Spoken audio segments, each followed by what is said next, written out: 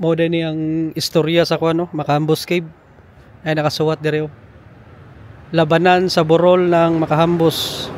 Sa puok na ito, Hunyo 4, 1900s, ang hukbong panghimagsikan ng Batalyong Mindanao sa pangunguna ni Teniente Cruz Taal na nasa ilalim ng pamumuno ni Colonel Apolinar Viles Y. Ramos ay nagwagi sa kanilang madugong pakikipaglaban sa mga sundalong Amerikano na kabilang sa ika-4 na pong impanteryang pinamumunuan ni Kapitan Thomas Miller at ng dagdag na pangkat na pinangungunahan ni Kapitan Walter B. Elliot.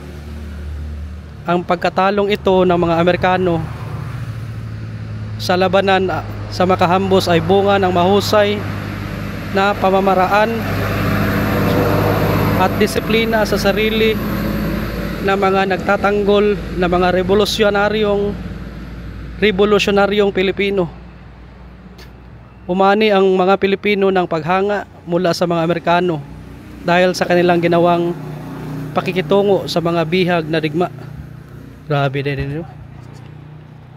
Muna na si Cruz Taal, no? Cruz Taal Street sa Cagayan. Muna na Teniente Cruz Taal.